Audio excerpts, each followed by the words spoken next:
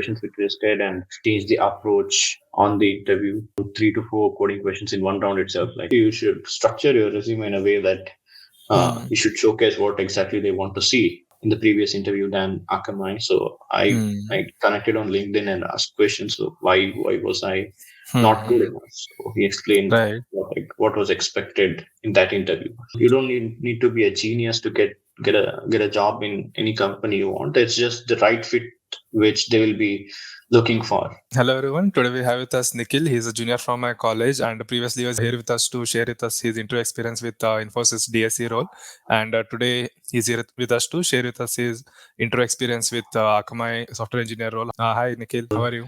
Doing good. So yeah, you can briefly touch upon what you're working on Akamai and your role and or tell us your experience. Yeah. So currently I'm working in a small R&D team in Akamai as software engineer. So my work is concentrated more on big data processing and analysis. And we kind of work on which kind of technologies to use and what should be the architecture and all those stuff before we start developing. So we create POCs and we work on such stuff in the R&D domain. And that's what I majorly work on these days in Akamai. So this interview was in December last year. So I applied here with a referral from my friend who works at Akamai itself.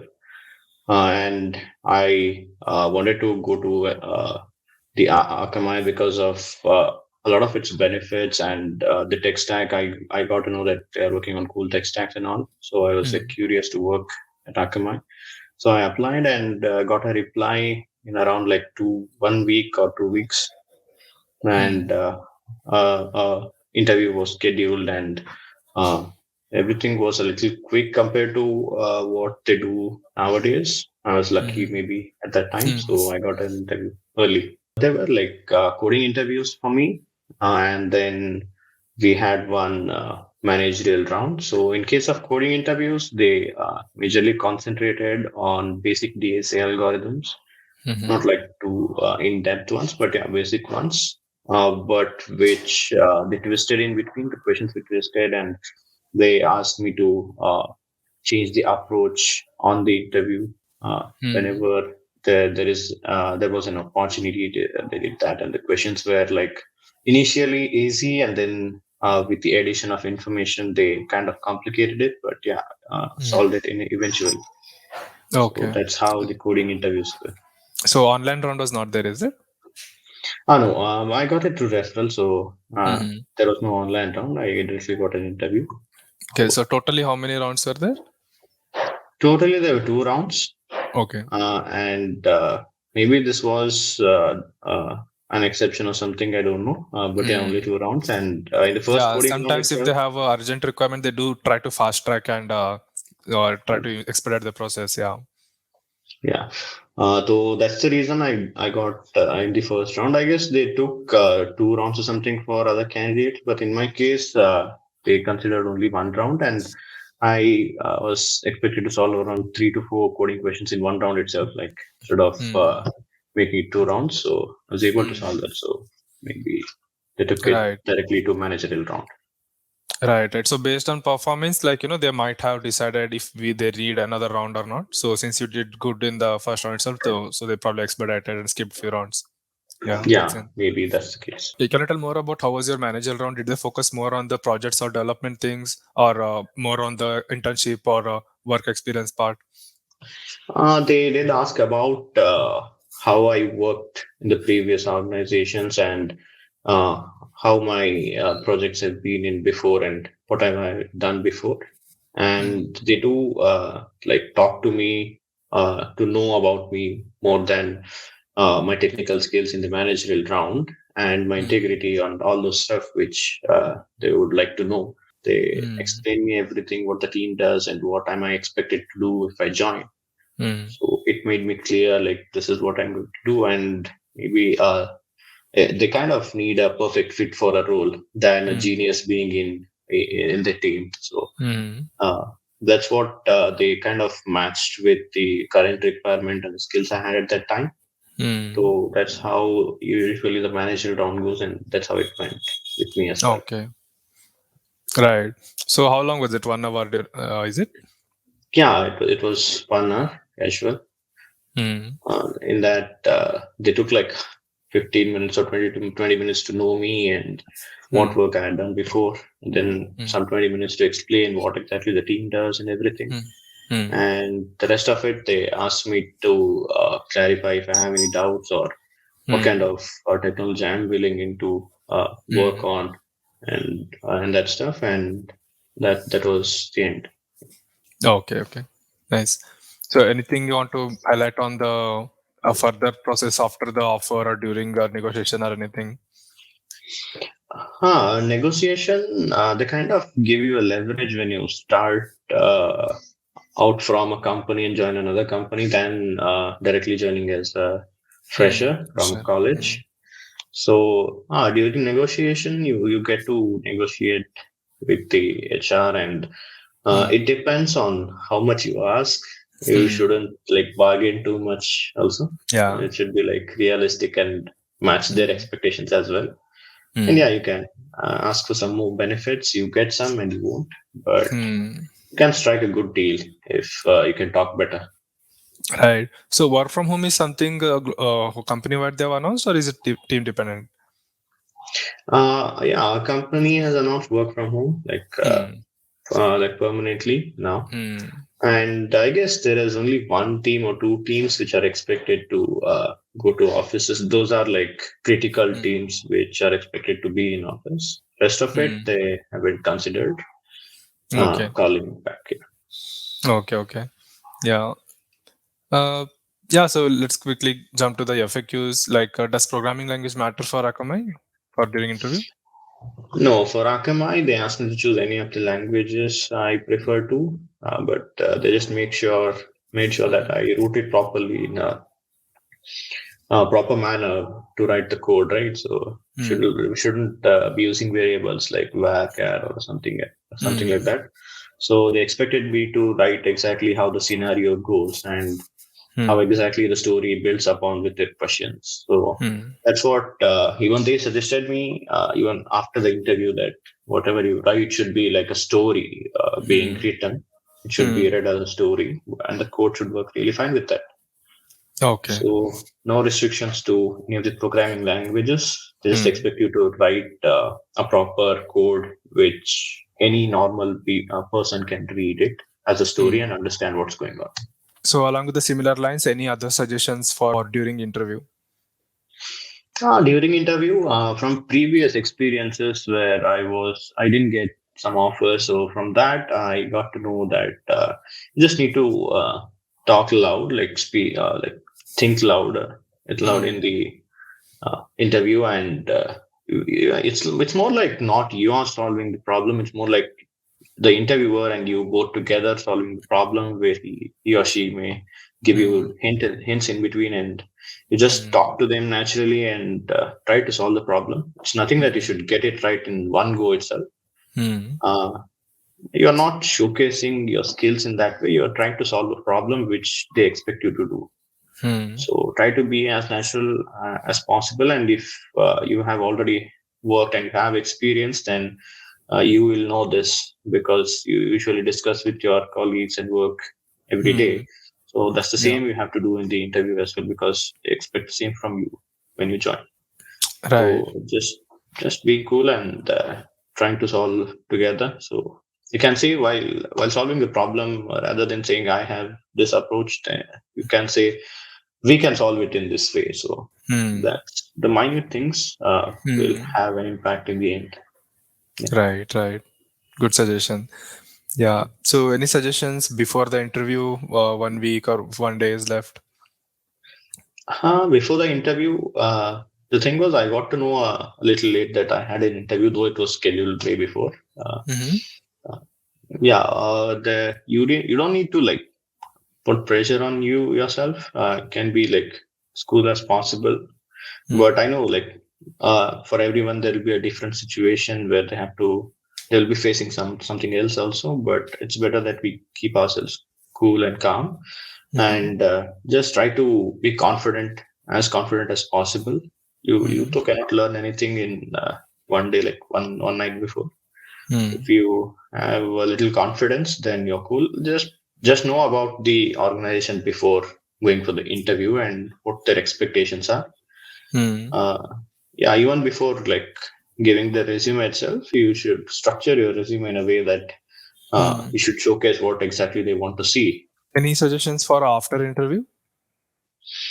After interview, it's better that you take your head off that you will get an offer or no. Mm. Get prepared, get yourself starting prepared for the next interview or something. Mm. Sometimes during interviews, you get a hint that you might be selected based on the reactions, but Mm. sometimes you won't. I Yeah. was fortunate enough that I got the reaction, and I was like, Mm. cool, this is it, I'm getting Mm. it. So sometimes you get, sometimes you won't, but Mm. it's better that you take your heads off and you can contact later, like Mm. after a week or so when you get the result. If you are rejected, then either you can contact the person who took your interview and ask what in what areas did I was wrong, or where Mm. can I improve. So the person Mm. usually replies with the proper feedback. You can take the Mm. feedback and prepare for the next interview. That's what I Mm. did in the previous interview than Akamai. So Mm. I connected on LinkedIn and asked questions. So why was I not good Mm. enough? So he explained Right. what was expected in that interview. Right. So we Right. can take the feedback and go ahead with it. Mm. And most of it, when you give more interviews, you get the experience, like what they expect, and Mm. you try to be like as calm as possible. Right. Any other pro tips you want to suggest? It's just that the tip is the interviewer is not something who is like continuously judging you, and you don't need to be a genius to get a job in any company you want. It's just the right fit which they will be looking for. Mm. If I'm like a way more genius and someone is finding for a role Mm. which doesn't need that much, then they won't take you, even though you're genius and you have cracked everything. So it's just Mm. the right fit they will be finding. And as a person you work, it's even important for you to know if you're a right Mm. fit for the job or no. So Right. it's better that you talk to the interviewer and ask questions exactly what the team does and what you're expected to do, Mm. and know exactly how your job will be. And even it's your decision also to select if that organization is good for you, the role is good for you or no. So Mm. it's like both way, not usually one way. We usually Right. on Right. campus placements, when we did right, we used to think, oh, I should get the job. That's all. Mm. We never thought about the fit part of Mm. it, whether we fit into the role or no. Nothing of Mm. that sort. But yeah, after you are placed in an organization and you then switch, then you exactly know what in what Mm. domain you want to go, and you should make sure that you are clear. You're going into this domain and it's good for you. So it's Right. both Right. ways. So they have to keep in mind to tailor their resume and how they present themselves in such a way that they shouldn't show off like, okay, I have done so many achievements in so many fields, but what they really require. You might have done very well in data science, blockchain, and all this, but if they really require just full stack, Yeah, so we have to focus on that their requirement instead of just presenting everything we know. yeah. Just like Mm. never keep. You can keep one base resume, but Mm. never send the same resume to all of the Mm. organizations where you are giving interview. So it's Mm. better that you keep everything that's related for that Mm. job itself, not anything else apart from what they require. So that's the Right. reason even they give the requirements. Mm. So it's better that they exactly get to know that you are good at this and they require this. Will I fit Mm. in or no? That's where the I guess maybe it Mm. might be right or wrong, but that's where there is a strike. They decide that this guy is fit for the job, and the Mm. interviews goes on depending on what they decide sometimes. Mm. Yeah. So what has been your experience with role of luck with all the on campus until off campus? Yeah, in case of on campus, you have the probability of luck a little more because you Mm. get more opportunities on campus.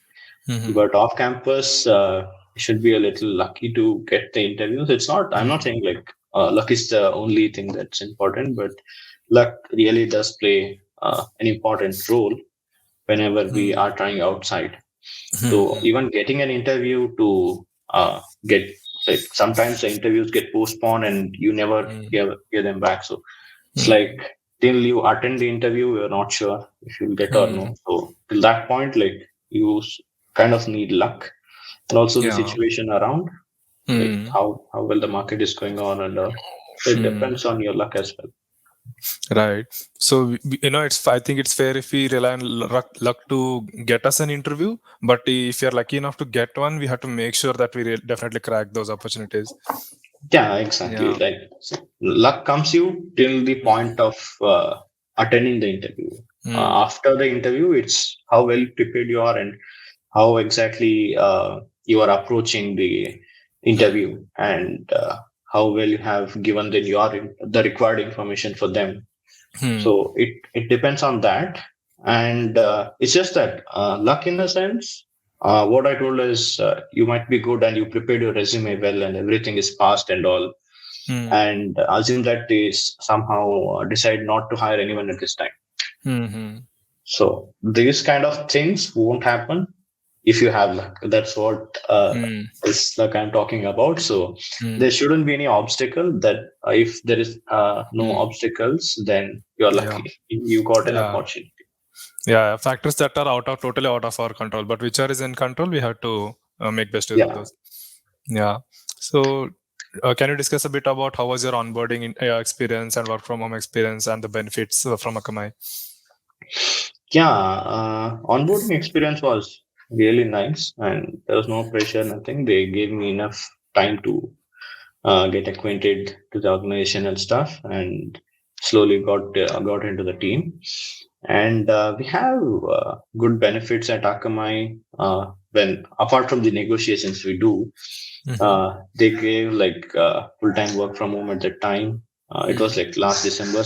I guess still COVID was prevalent at Mm-hmm. that time, so they gave that opportunity, and for the setup, like home office setup and all, they gave around like $1,000 or $1,200 of this stuff, and they Mm-hmm. kind of it's the organization Akamai as an organization is employee centric, Mm-hmm. so they majorly consider the suggestions or well-being of the people who work at Akamai. So it's a really good and cool company to work at.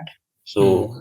they give you enough benefits, more than enough benefits to Nice. really work and have a good life, work-life balance. Nice. Nice. Yeah. So yeah, I think that's all we had planned for this session. Yeah. Thank you, Yeah, Nikhil, for being with us. yeah, cool. My pleasure.